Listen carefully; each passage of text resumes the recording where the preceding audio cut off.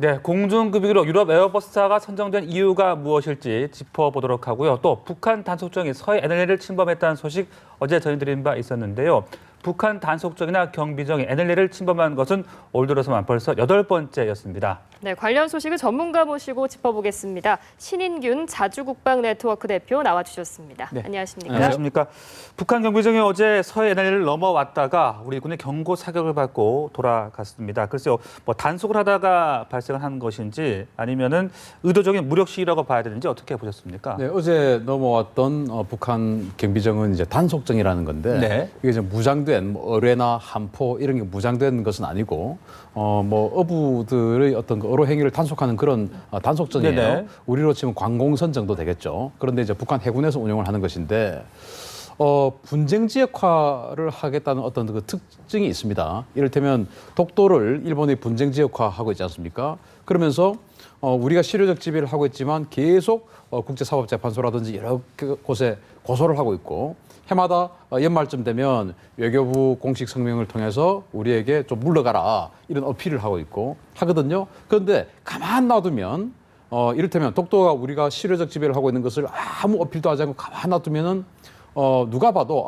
일본도 저걸 인정하구나 해서 분쟁지역화가 소멸되겠죠. 그래서 북한도 지금 연평해전 영화 또 나중에 이야기할 기회가 있을지 모르겠지만 그 부표 같은 거 지금 설치를 했지 않습니까? 이런 여러 가지 문제 때문에 혹시 이 서해 NLL 부근의 우리의 영유권 또는 그 영토선 이런 것들을 인정해 주는 모양새를 취하고 싶지 않은 것이죠. 예. 계속 분쟁 지역화하고 싶은 것이죠. 네. 그래서 이러한 문제를 일으키고 싶은 것인데 문제는 어제 그저께죠. 한민구 장관이 연평해전 네. 추도사를 하면서 강력하게 은징 보복을 하라 이렇게 이야기했지 않습니까? 예. 그런데 거기다가 함포가 장착된 무장 경비정이 내려오면 우리 해군 입장에서는 잘 됐다 하고 보복에 나설 수가 있죠. 그래서 무장이 없는 이러한 단속정을 보내서 분쟁지 역할을 계속 유지를 하면서 그 어떤 자기네들이 반격받지 않는 그런 모양새를 취한 것이 아닌가 생각합니다. 네, 방금 잠깐 말씀하셨습니다만은 이제 한민구 국방장관이 그저께였죠. 네. 제2연평해전을 처음으로 공식적으로 승전으로 규정을 하고 북한을 강력히 경고를 좀 하자. 북한은 또 계속해서 위협을 가해오고 있는 그런 상황이지 않습니까? 네. 그래서 이제 지금 승전이냐 패전이냐 네. 이런 것에 대해서도 사실은 우리나라에서도 말은 많습니다. 그런데 저는 그것을 군사적으로는 승리했다. 왜냐하면 북한 해군의 피해가 더 크기 때문에 인명 피해가 더 크기 때문에 그리고 우리가 NLL 영토선을 지켰지 않습니까? 그래서 군사적으로는 승리를 했지만 정치적으로는 패배했다라고 저는 평가를 하고 싶습니다. 10여 년 지나서 지금까지도 그로 인해서 아직도 네. 의견이 분분하고 또 그로 인해서 우리 군부 내부에도 의견이 갈렸고 또 어떤 사람 피해를 본 사람이 있고 그렇기 때문에 또 NLL을 분쟁지역화 하는데 북한으로서는 완전히 성공한 그런 군사작전이었다라고 할 수 있기 때문에 정치적으로는 북한이 성공했다라고 할 수 있는데 그러면 북한이 정치적으로 성공할 수 있었던 이유는 뭐냐? 그게 바로 미온적인 대응. 또 이를테면 격침을 시킬 수 있었음에도 불구하고 격침을 시키지 않은 어떤 그러한 우리의 교전 수칙 그리고 확전을 하지 않겠다는데 중점을 둔 우리의 대응 뭐 이런 것들 때문에 정치적으로 우리가 패배했다라고 평가할 수 있고 군사적으로도 북한이 우리가 승리했다라고 하는 그런 빌미를 제공한 것이죠. 그래서 지금 그저께 한민구 장관이 물론 그 전에 김관진 장관부터 쭉 이어져 내려오는 기조이긴 합니다. 북한의 도발이 있으면 그 도발 세력 그리고 그 지원 세력, 지휘 세력까지 다 파괴시켜라 하는 그런 것들이 앞으로 유지된다면 이제는 이런 비극은 나오지 않겠죠. 대응 면에 있어서의 좀 부족함을 지적을 해주신 것 같고요. 앞서 대표님께서 그 북한이 해상부표를 설치했다 이 부분을 언급해 주셔서 여쭤보자면 그 설치 지점이 NLL에 근접하다고 하거든요. 일각에서는 맞습니다. 북한이 사실상 NLL을 인정한 거 아니냐 이런 분석까지 나오는데 어떻게 봐야 될까요? NLL을 인정하고 싶지는 않지만 그 서해 해군 사령부 사령관 자신의 목숨이 더 중요하기 때문에 저는 그런 어쩔 수 없이 그런 부표를 설치를 하지 않았나 생각합니다. 왜냐하면 이게 지금 19개의 부표를 설치를 했는데 그것을 이어보니까 연평도에서부터 백령도까지 19개인데 그걸 점을 이어보니까 NLL이에요. 그냥. 그러면 왜 했냐면은 우리 여기 그 휴전선 보면 DMZ가 있지 않습니까? 구사 분계선이 있고 그로부터 남쪽으로 2km, 북쪽으로 2km, 도합 4km가 비무장지대입니다. 물론 지금은 많이 좁혀져 있지만 NLL도 마찬가지예요. NLL 이 선이 있으면 거기서부터 500m, 북쪽으로도 500m, 서로 간에 이 양측으로 500m에서 1km는 들어가지 않습니다. 우리 경비정, 우리 참수리 고속정인 경비정도 들어가지 않고 북한도 들어오지 않아요. 그거를 넘어오면 우리가 경고 방송을 하죠. 지금 넘어오고 있다, 조심해라. 그리고 NLL을 넘어오면 우리 사격하겠다. 이렇게 지금 경고 방송을 하고 있습니다. 그러면은 NLL을 통해서 1km의 폭을 우리는 어부들이 안 들어가고 북한 어부들도 안 들어옵니다. 그러면은 물고기들 어떻게 생각하겠습니까? 저기 들어가면 안 잡혀간다. 저기 들어가면 먹을 게 많다. 약한 물고기들이 있으면 또 그 육식 어류들은 또 그것을 잡아먹기 위해서 저기 가면 또 물고기들이 많다. 해서 또 모이죠. 그래서 거기에 어족 자원이 많습니다. 그러다 보니까 중국 어선들이 그쪽으로 들어옵니다. 우리 어선 들어가지 않고 북한 어선 들어오지 않으니까 중국 어선이 여기를 들어오는 것이죠. 네. 북한 입장에서는 지금 김정은이 수산 자원 예. 그 어획량 늘리라고 했지 않습니까? 그리고 외화벌이도 또 해야 됩니다. 서해 해군 사령관의 특권이 뭐냐면은 서해 지역의 이 그 어족 자원에 대한 이 어업권을 중국 어선 한 척당 돈을 받고 팝니다. 예, 예.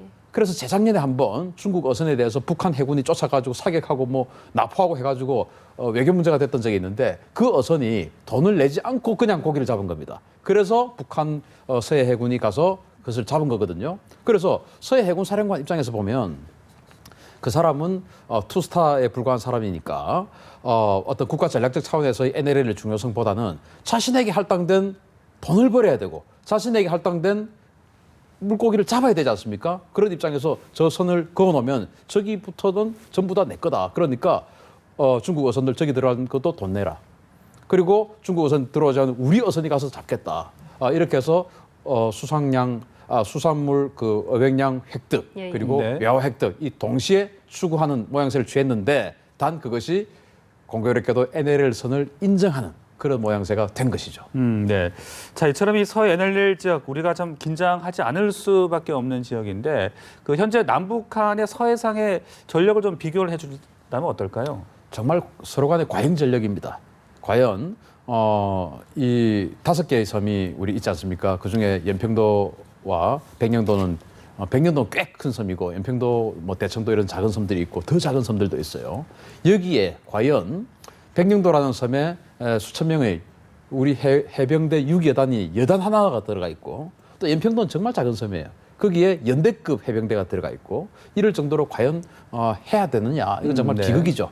그런데 제1연평해전, 제2연평해전 그리고 결정적으로 천안함과 연평도 포격도발 이후에 우리 한국 합참이 이 부분의 전력을 굉장히 증강시켰습니다. 예, 예. 네네. 물론 또 북한도 마찬가지로 또 더 대응 전력. 그래서 서로 간에 군비 경쟁이 치열하게 일어나고 있는 것이 바로 이 서해 지역입니다. 네, 그 북한의 전력 가운데 우리가 좀 가장 위협을 느낄 만한 그런 전력이 있다면 어떤 것이 있을까요? 제일 무서운 것은 일단 240mm 방사포죠. 방사포요. 예. 240mm 방사포 같은 경우에는 사실은 수도권을 위협하기 위해서 우리 서울 전방에 배치를 했다. 왜냐하면 대수가 많지 않기 때문에 그렇게 생각을 했는데 최근에 이것을 서해 NLL 지역으로 갖다 놨습니다. 그러면은 그게 뭐겠습니까? 연평도 포격도발 때는 122mm 방사포를 가지고 우리를 때렸어요. 네네.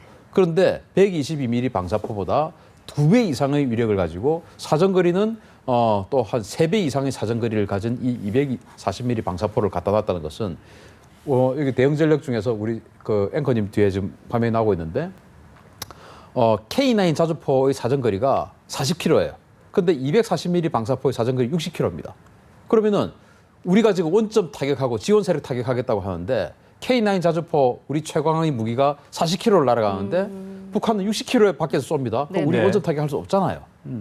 그러한 것을 북한이 노린 것이 아니냐. 그래서 240mm 방사포가 제일 무섭고 또 추가로 이제 북한이 우리에게 도발을 하면 어떤 도발을 할 거냐라고 우리가 예상을 했을 때 북한이 그동안 똑같은 도발 형태는 잘 보이지 않았습니다. 항상 새로운 물 추구를 했어요. 그래서 어떤 것이 될 거냐. 많은 전문가들이 서해 5도 중에서 예. 대청도나 이런 작은 섬을 기습 점령할 가능성이 크다.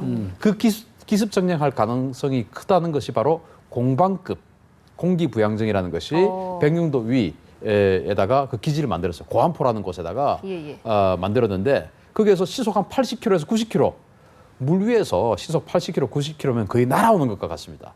그러한 공방급 공기 부양정을 수십 척을 거기 배치를 해놓고 순식간에 우리 대청도나 소청도 이런 도서 지역을 장악하려는 움직임이 있는 것이 아니냐. 그래서 이제 공방급 공기 부양정이 서해 지역에 배치가 된 것을 우리가 상당히 우려해야 될 일입니다. 네. 240mm 방사포 또 공방급 공기 부양정이 특히 위협적이다 이렇게 분석을 네. 해주셨는데 또 최근 들어서 북한이 갈도라는 곳이죠. 무인도인데 여기에다가 그 122mm 방사포 진지를 구축한 것으로 분석이 돼서 이곳이 상당히 가까운 거리에 있지 않습니까? 여기에 대해서 또 어떤 대응을 취해야 할지 궁금한데요. 이거는 정말 우려됩니다.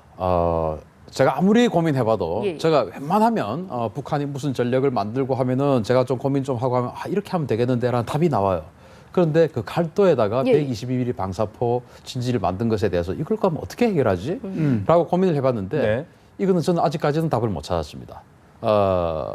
아마도 우리 군도 지금 답을 못 찾았을 거예요. 거리가 가까워서 그런 겁니까? 일단 우리 백령도에서 불과 한 2, 3km밖에 떨어져 예, 예. 있지 않고 그러면 122mm 방사포의 사정거리 한 20km 조금 넘습니다. 그런데 우리 지금 연평해전 영화 나오지 않습니까? 예, 예. 그 영화 보면 결국 이제 북한 그 384 경비정이죠. 그게 물러났던 것이 후방에 있던 우리 그 PCC라고 하는 초계하면서 날아간 76mm 함포를 맞고 더 이상 견디지 못하고 이제 물러났거든요. 그런데 76mm 함포의 사정거리가 한 15km 됩니다. 그리고 그 연평해전에서 우리가 화력이 부족해서 우리 참수리 고속정에 침몰을 했는데 그것의 교훈으로 우리 연평도와 백령도 뒤에 항상 PKG라고 하는 유도탄 고속함 한 척 한 500톤 정도 합니다. 이 500톤짜리 유도탄 고속함 한 척을 항상 연평도와 백령도 뒤에다가 딱 배치를 해왔습니다. 지금도 가면 아마 해상에 있을 거예요.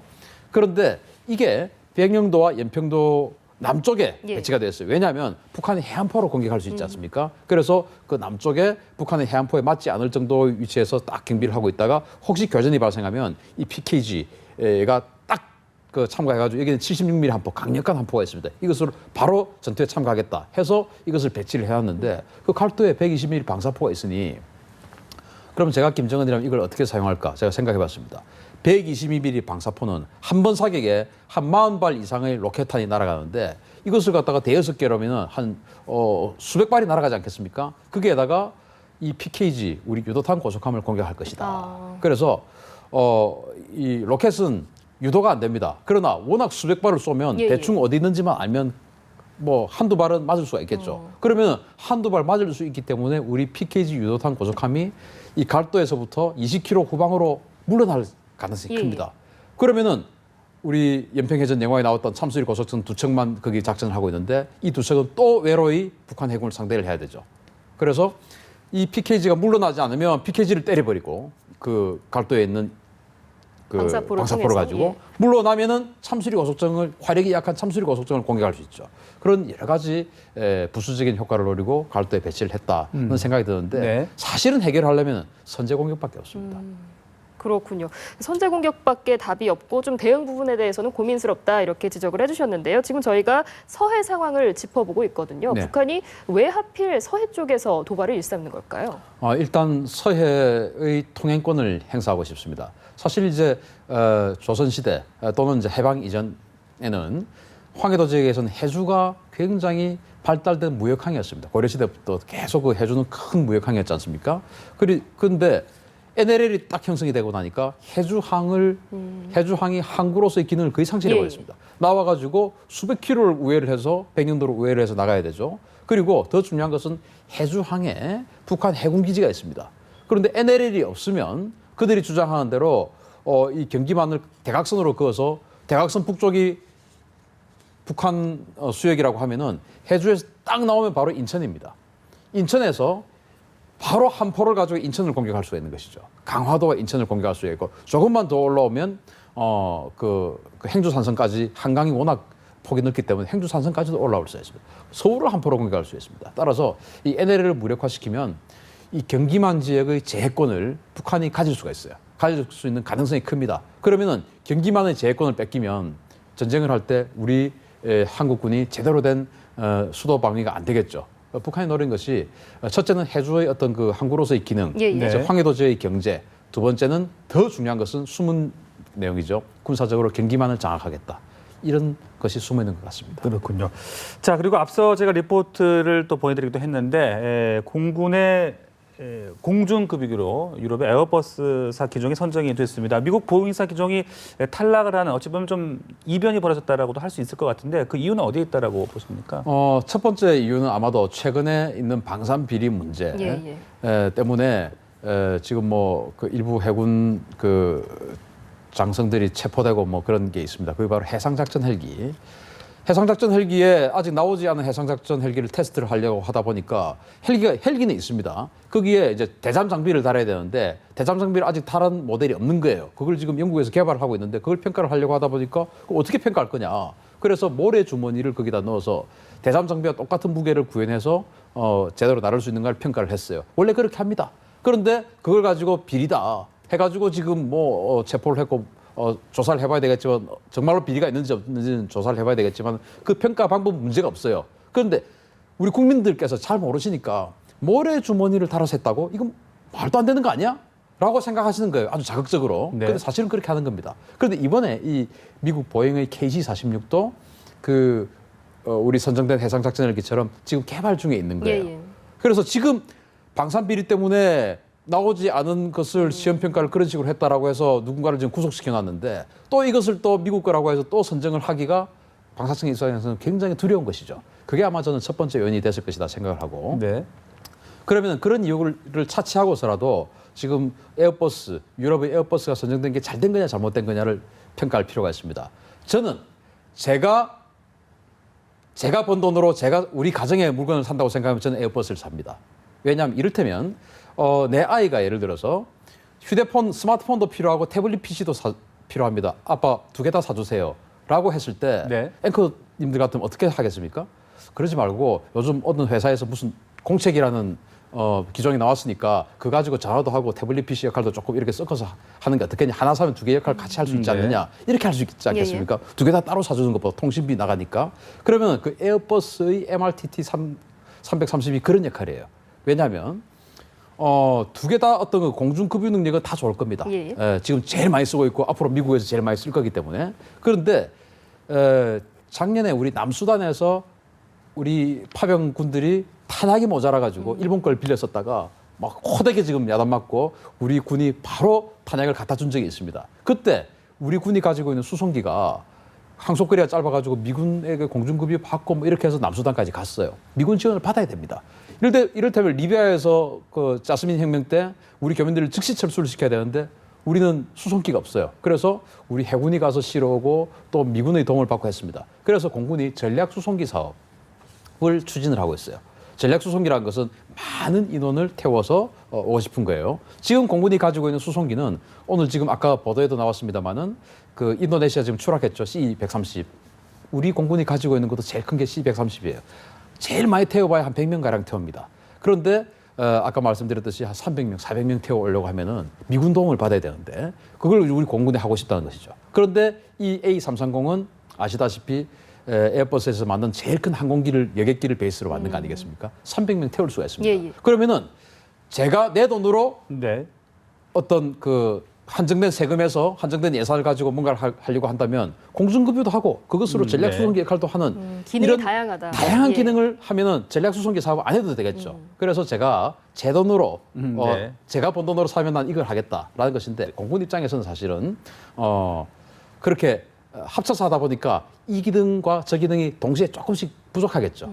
그것은 그것 때문에 공군에서는 아마도 이것도 강하고 저것도 강한 따로따로 사고 싶었을 수도 있습니다만은 저는 그래서 이 A330이 선정된 것이 결코 나쁜 선택은 아니다. 다목적으로 활용될 수 있다는 점에서 긍정적인 측면이 있다. 이런 말씀까지. 그러니까 차기 전략 수송기 사업을 조금 그 영역을 좀 침범하기 때문에 그것을 고민을 해봐야 되죠 이제는. 네, 알겠습니다. 말씀 여기까지 듣겠습니다. 고맙습니다. 감사합니다.